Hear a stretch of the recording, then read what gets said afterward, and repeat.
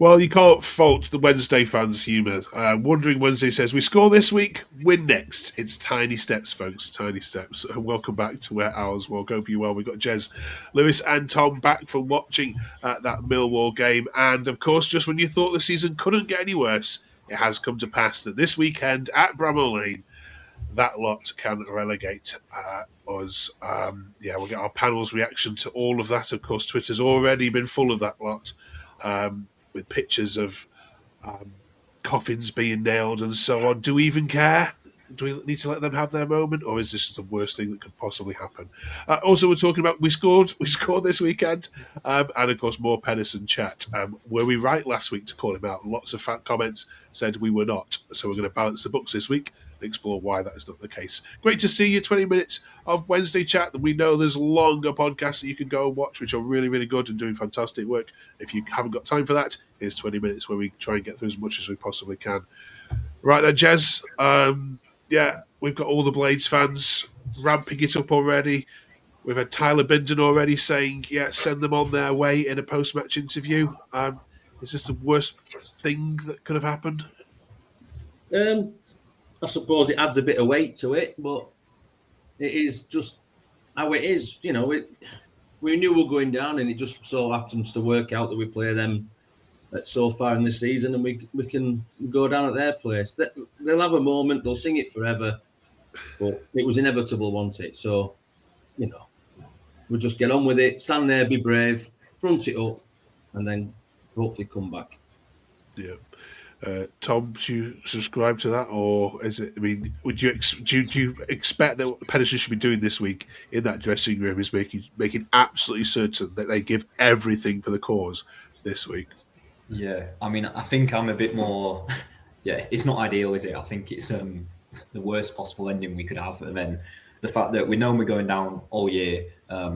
Surely we could have got a couple more points throughout the year. We knew this was coming up. We were speaking about it at the beginning of the year. They could send us down, so we had it there. And then it's going to be something they're going to speak about for a long, long time. And I mean, it's just the worst possible ending that we could have. And I think, as Wednesday fans, I know some people saying we were down already, but it's kind of one of those things. You never want to give them that right at the end of the season. And I think Pederson now, he's got to just treat it as our cup fight, basically. It's the only game that matters this season now. We played well against Millwall, so I mean, we got no chance, have we? But you never know. Early red card or something. I mean, it would be the funniest thing ever, Lewis, wouldn't it? If somehow you did manage to come up, scrap a 1-0 win there. It's not beyond the realms of possibility. I mean, Derby's form go out the window, they say. But... Oh yeah, it would be hilarious. It'd be like they won't shut up about beating us to send us down. We probably won't shut up about our second ever win being against them this season. But obviously it'd be brilliant, and we can stay up for that one more game. But I think like Tom and Jez just said, just hang on, make it like a derby should be. I think take out the equation of relegation, play it like a derby should, and hopefully try and scrape 1-0. Hopefully. Yeah. I mean, obviously we did the Blades podcast last night, and one of them was saying, look, they've had that Boxing Day song about us for years and years, and now finally we're going to have something to sing back to them. I mean, it's pettiness, Jez, isn't it? But that's the way they're viewing it. I suppose football is petty, isn't it, in the end? But one thing is they'll put it on their honours board, and it'll be next to that. Next to that protest in the car park with the shoes off. It'll be underneath that, and not won at Wembley in 10 playoff finals and all that kind of stuff. Isn't there a scenario though that we could go down on Saturday? Yeah, there is. So let's hope that someone else has to do it, and then we're already relegated. So then it'll be like kind of two things up to them as such. Yeah. We need some Portsmouth and Leicester results, don't we, to go our way. Shane says if those players don't give 100% this game, then they cannot return. This is the only game fans want to see an all-out fight to win. Jez, you subscribe to that? It is a game that we have to win, and it's one of the ones that everybody looks at. It's a derby. Obviously, it's got a little bit more weight in the way that they could send us down, but we should always go into this game with a view that we've got to put one over them, But we'll see, won't we? Sunday's a different day. We might have we might actually get 2 goals. Which brings us nicely, of course, to the man we were speaking about briefly, I think, last week. Tom, he got his goal, a decent goal as well. Just a shame that, second half. It always seems to be on the 60th minute. You just seem to think that, I don't know, the legs go and you crumble. It's always around that same time in games. Yeah. I don't know about Jez and Lewis, but I think at least me and most fans I was with is just as soon as we went 1-0 up, it was like hang on for a draw, because you just know they're gonna score. I mean, once they went 1, I think it's just you knew it was over. I mean, Jamal Lowe, I mean, he's got a few goals this season, but he's been pretty awful. And then it was typical that the goal we scored is like a fluff from the keeper and rebound. But you take him at any point. But I mean, at least I think against Millwall we played well considering the last few performances we put in. So you got to hope that maybe that will instill a bit of confidence, and a couple players at least look like they wanted to give it a go. And scoring for the first time in like 10 games. I mean, at least we have something to celebrate. Last week we spoke about Ndala and how great he was, Lewis. It was a surprise then to see in the starting lineup that he wasn't there. Rumours that he was late, he's been punished for lateness. I'm not sure how true that is, but dropped Ndala as the best player this week. Ndala only player showed a bit of creativity last week benched. Do you understand the criticism? Obviously, before it was known what was happening. Yeah, I think last game he played really well, and I was on the side of him being really good.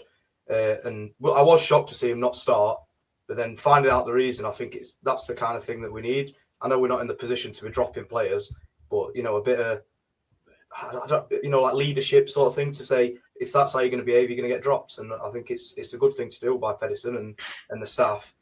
And when he come on, I think he was brilliant again. So I don't have any I don't see anything bad in it. To be fair, he got dropped. He did something that wasn't great. He showed up late, got dropped, and then come on and played well. I think it was a good decision.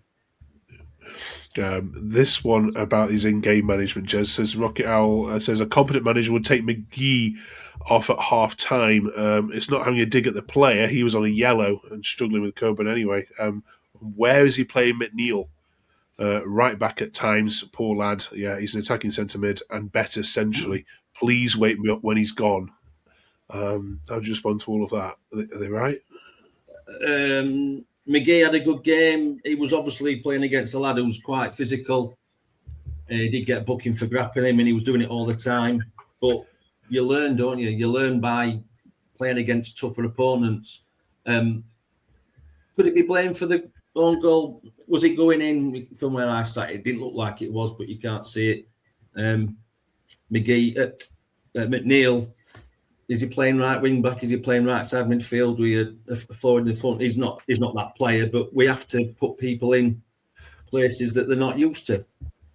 If we had a right winger that was, able to play there, then we'd play him. So, he's not most effective there, but it is what it is. We've said it for a long time. We haven't got the squad to do stuff really. I think McGee played well. Maybe he could have come off earlier, but you learn. Right, last week we had a bit of a dig at Pederson and say it was time for him to go, Tom. That heralded quite a few comments, and thanks for all your comments. We read every single one of them, by the way. I know other podcast pets don't, but we do. We read our spend our lunchtime doing it. Stuart is on our side saying, of course, he's got the hardest job in the NFL, but he may not be a good coach, but who's going to take over? Our players are horrendous, and he's been watching the 1970s. Thank you, Stuart. Andrew says this is what happens in the EFL. Ian says, realised but not a manager. Clive said, I think it's ridiculous. We're weeks away from new ownership. Who's going to come in as well? And then Mr. One, because I don't know what he is supposed to do with the squad that he's got. So lots of support for our point, lots of support against it. Hello to Nigel as well. Nice. I hope you're watching again, Nigel. Lovely comments last week, just to prove that we're not biased. Tom, have people got a point here? I think he did quite well against Millwall, to be fair, compared to what he's done previously. But I think it's a bit ridiculous to be like, who else are you going to get when we've lost what? I can't remember how many it was. We haven't won in 25 or something, and then we're just saying give it to the academy coaches. I mean, we literally cannot do any worse. So when they're like, who do we bring in? I mean, if we're going to lose anyway, you might as well try something different. I mean, if you've gone about the definition of an insanity or whatever, I think we didn't score in 10. And any of the other coaches, at least it'd be something different. I mean, during that time, we had a few games to play where we could not get relegated at the Lane, so there was still something on it. Now, I mean, yeah, might as well just give it until the end of the season. But if it was, you had a few games to put an academy coach in, maybe we would have got the odd point just by new manager bounce. And I think you got to take a risk sometimes. I understand that he's had it hard, and it is probably the hardest job. I mean, it could be the easiest because you can just lose every game and no one gives him any slack. But fair play for him for taking it on. But yeah, I still would have got rid of him. Now there's probably no point. But yeah. And if you noticed, Lewis, this week Blackburn have brought in Michael O'Neill, who's doing obviously a job share with Northern Ireland. Is that a model you could have perhaps looked at? Yeah, I wouldn't have minded it. To be fair, I think he's a good manager and gone in and done well. Seems like he's doing good things at Blackburn. So far. I think probably Tom and Jez might agree, but I think I'd rather have probably give it anyone, see what they can do at this point. I think we're in a position like Pederson's obviously not won in 23 or whatever, 25. I'd give it anyone, see what they can do, see if we can pull a win or a goal or anything like that. So can't be any worse, I don't think. Okay, Jez, where are you at with him now? I know you joined the band, our band last week. Yeah. Maybe we twisted your arm a little bit on it, but are you? I think I said last week. You might as well stay in the position until the new owners are in place. And then the new owners have a decision to make. If they bring in their man, if they've lined up a new man for when they take over so they can start building for next year, then that's fine. But if they haven't, he's had a free hit, he's had the hardest job, but he could have had a free hit by having a go, which is what we said last week. Yeah. So, all right, trying to just protect this and build this culture. We've built a culture that's losing. And it's been difficult to understand that. But I would keep him until the new owners come in, whether that be, and then let them make the decision. And if it was me, I'd have to say we've got to find a new man. Okay. But if you're watching Mr. Pederson, get these lads up for this fight Sunday. Do your job till next week, yeah, we love you. We definitely wish to be proud of the boys. Come Sunday afternoon. Right.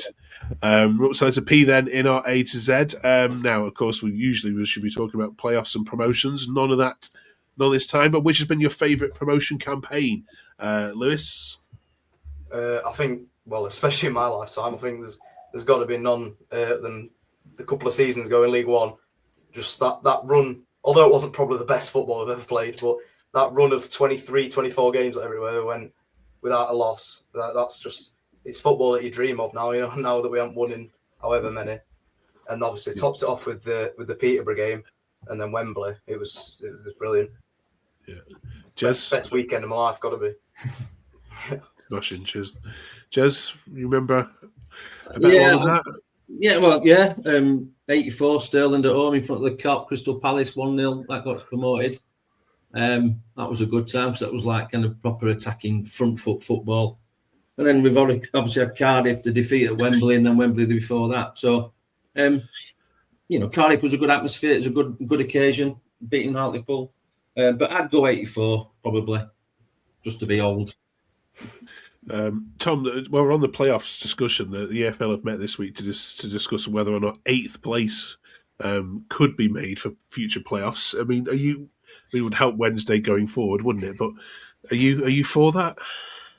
No, I mean, I think that's when they're like the game's gone. I mean, if you're finishing 8th and you could get promoted, I mean, it's turning into one of those leagues where the playoffs are the only thing that matters, like in the NBA or something like that. I mean, yeah, if you finish 3rd and then someone who finishes 8th, like 20 points behind you goes up, I think it just kills the whole competitiveness of it. Like, I wouldn't like to see it.